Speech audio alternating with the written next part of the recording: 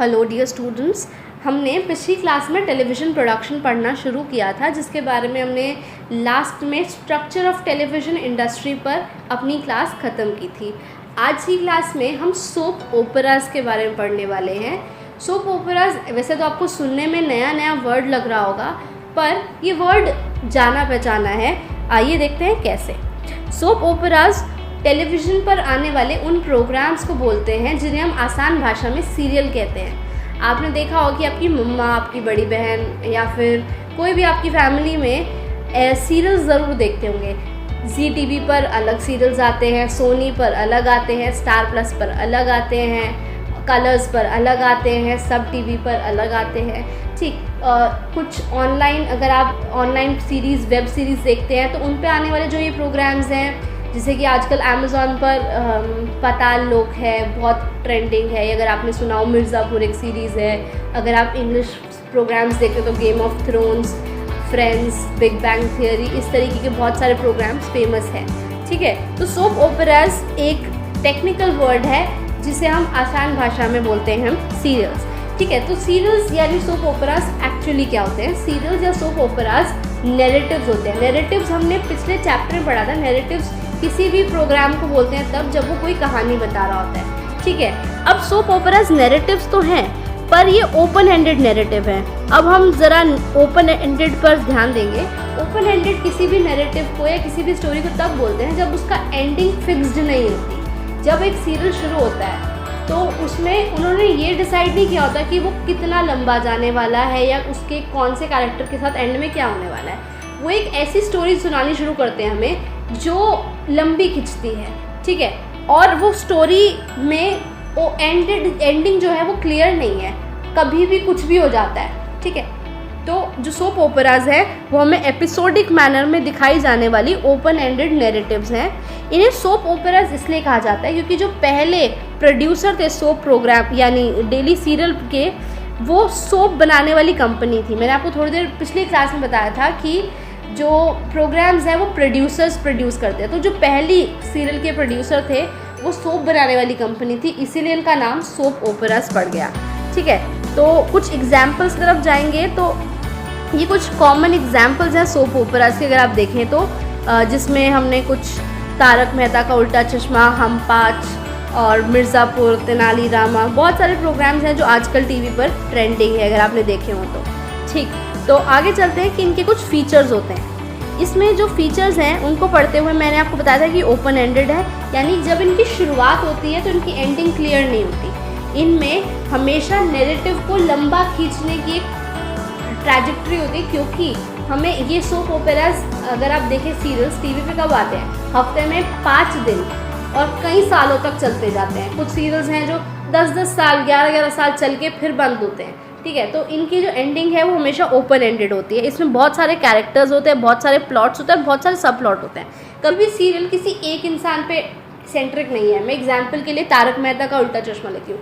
हालांकि इसका नाम तारक मेहता का उल्टा चश्मा है, पर इसमें 6 फैमिलीज़ हैं और 6 फैमिलीज़ की लाइफ कैसे एक दूसरे पे डिपेंडेंट है, उनकी लाइफ में कब कुछ हो रहा है, कभी कुछ हो रहा है, कभी एक इंसान पे डिपेंडेंट नहीं है ये प्रोग्राम। ये अलग अलग फैमिलीज़ पे डिपेंडेंट है। इसमें बहुत सारे कैरेक्टर्स हैं, उनकी अपनी लाइफ है, उनकी अपनी लाइफ अलग अलग तरीके से चल रही है और फिर उनका एक दूसरे पे क्या असर हो रहा है, इस पर ये प्रोग्राम बना है। तो इसमें एक चीज़ और है कि कई सीरियल्स में डुअल लेवल यूज़ होता है कि एक चीज़ तो जो एक्चुअल हो रही है, दूसरा वो पिछले रेफरेंसेस लेते हैं इसमें। यानी सीरियल्स ज़्यादातर नॉन लीनियर फॉर्मेट में चलते हैं। नॉन लीनियर फॉर्मेट हमने मैक्रो स्ट्रक्चर में पढ़ी थी, जब 2 टाइमलाइंस इकट्ठी चलती हैं। ठीक है, इसमें डायलॉग्स पे अटेम्प्ट ज़्यादा दिया जाता है। इनमें जो डायलॉग डिलीवरी है, अभी इसमें ही हम तारक मेहता की बात करें तो इसमें एक दया बहन है जिनका कैरेक्टर हमेशा एक डायलॉग बहुत कॉमनली बोलता है, हे माँ, माता जी, है ना।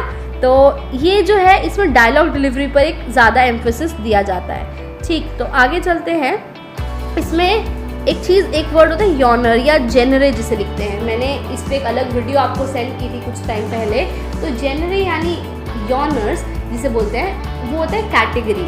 इसमें अलग अलग तरह की कैटेगरीज हो सकती हैं। कुछ पुरानी कहानियों पे बेस्ड हो सकते हैं, जो जैसे रामायण पे सीरियल बना है, महाभारत पे सीरियल बने हैं, श्री कृष्ण की स्टोरीज पे सीरियल्स बने हैं, कुछ रियलिटी पे बेस्ड हो सकते हैं, कुछ सिर्फ एंटरटेनमेंट के लिए फ़नी सीरियल्स बनते हैं, ठीक है, और कुछ मेलो ड्रामा जिसमें सिर्फ बहुत सारा जैसे फैमिली इमोशंस ये सब होता है, ठीक है। एक चीज़ होती है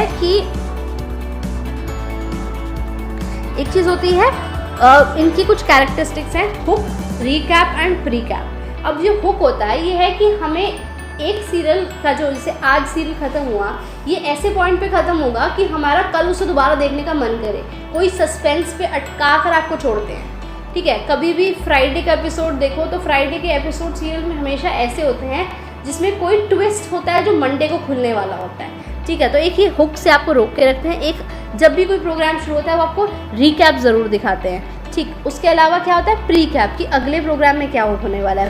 रीकैप यानी पिछले प्रोग्राम में क्या हुआ था, और प्री कैप कि अगले में क्या होने वाला है, ठीक है।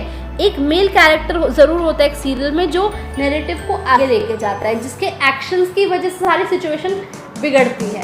यूजुअली जो सीरियल्स है उसकी प्राइमरी ऑडियंस कौन होती है, विमेन होती हैं, और विमेन हर तरीके की, ज़्यादातर सीरियल्स में हर एज ग्रुप की विमेन अवेलेबल होती है, हर एज ग्रुप की विमेन होगी ही होगी, और एक मेल कैरेक्टर होगा जिसकी वजह से सारी प्रॉब्लम्स ओरिजिनेट होती हैं, ठीक है। ये ज़्यादातर कैटेगरीज है या ज़्यादा सेटिंग है जिस पे प्रोग्राम्स बेस्ड होते हैं। उसके अलावा जो सीरियल्स हैं उनमें हमेशा फैमिली वैल्यूज़ को या फैमिली सेंट्रिक प्रोग्राम्स बनाए जाते हैं ज़्यादातर, ठीक। आगे चलते हैं soap operas in India. Soap operas India में कब आए थे? इंडिया का पहला प्रोग्राम था हम लोग, जो दूरदर्शन पर आता था 1984 में। हम लोग एक बुक पे बेस्ड है जो मनोहर श्याम जोशी ने लिखी थी, और ये एक middle class family, lower middle class family की लाइफ पे बेस्ड है। इसमें क्या होता था कि उनकी लाइफ में क्या प्रॉब्लम्स होती थी, क्या चीज़ें थी, इन सब के बारे में बताया था। पर ये गवर्नमेंट का अटेम्प्ट था सोशल इश्यूज़ को उठाने का। गवर्नमेंट चाहती थी कि टेलीविज़न की हेल्प से वो लोगों के अंदर वैल्यूज़ इनकॉर्पोरेट करे, वैल्यूज़ डाले, ठीक है। तो इसीलिए उन्होंने ये प्रोग्राम शुरू किया। वैसे तो प्रोग्राम्स पहले ही पूरे वर्ल्ड में बनने शुरू हो गए थे, तो फिर हमारी गवर्नमेंट ने सोचा कि हम भी क्यों ना बना लें, ठीक। तो उन्होंने जब ये प्रोग्राम बनाया तो उन्होंने फैमिली प्लानिंग, फैमिली वैल्यूज़ और इंडियन कल्चर और पॉवर्टी की जो प्रॉब्लम है, इन 4 इश्यूज़ को मिलाकर ये प्रोग्राम बनाया था हम लोग, और ये बहुत लोगों को बहुत पसंद आया, और इसी से हमारे पास ये ट्रेंड शुरू हुआ। हम लोग करीबन 1.5 साल चला, 1.5 साल तक प्रोग्राम ये आता रहा, और इसके 156 एपिसोड्स दूरदर्शन पर दिखाए गए, ठीक है। नेक्स्ट हम चलते हैं जॉनर्स ऑफ सोप ओपेराज। जॉनर्स यानी कैटेगरीज। किस तरह की कैटेगरीज हो सकती हैं? अलग अलग कैटेगरीज होती हैं। हमारे पास डिटेक्टिव शोज़ होते हैं, जैसे CID आता है, फैमिली ड्रामाज आते हैं, उसके अलावा चिल्ड्रन प्रोग्राम्स आते हैं, एडवेंचर बेस्ड आते हैं, कॉमेडीज़ आते हैं, हिस्टोरिकल्स आते हैं, माइथोलॉजिकल्स आते हैं, फिक्शनल कैरेक्टर के पोर्ट्रेयल आते हैं। एक प्रोग्राम है क्वीन, जो शायद MX प्लेयर पे अवेलेबल है। आई वुड से कि अच्छा प्रोग्राम है, बहुत ज़्यादा किसी एक आइकॉनिक कैरेक्टर है, अम्मा जी जयललिता जी थे, जो एक बहुत बड़े पॉलिटिशियन रहे हैं और एक्ट्रेस भी, उनकी लाइफ पे बेस्ड है।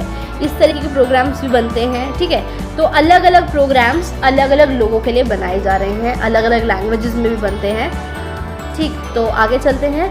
नेक्स्ट है कि किसी भी प्रोग्राम की प्राइमरी ऑडियंस कौन सी होगी, उसे कैसे डिसाइड किया जाता है। किसी भी प्रोग्राम को शुरू करने से पहले बहुत रिसर्च की जाती है कि वो प्रोग्राम किन लोगों के लिए बन रहा है, उन लोगों को कैसे प्रोग्राम पसंद है। जैसे कि अगर हम कहें कि हमने स्टूडेंट्स के लिए प्रोग्राम बनाया है, तो हम देखेंगे कि आजकल के स्टूडेंट्स में कैसा ट्रेंड चल रहा है, लोग कैसी लैंग्वेज यूज़ करते हैं, कैसे उठते बैठते हैं, कैसे घूमते फिरते हैं। अगर हम कहें कि हमने बनाया है गुजराती कल्चर पे बेस्ड, तो हम गुजराती कल्चर पे रिसर्च करेंगे पहले, गुजराती लोग कैसे होते हैं, वो कैसे कपड़े पहनते हैं, कैसा खाना खाते हैं, उनके घर ज़्यादातर कैसे दिखते हैं, ठीक है।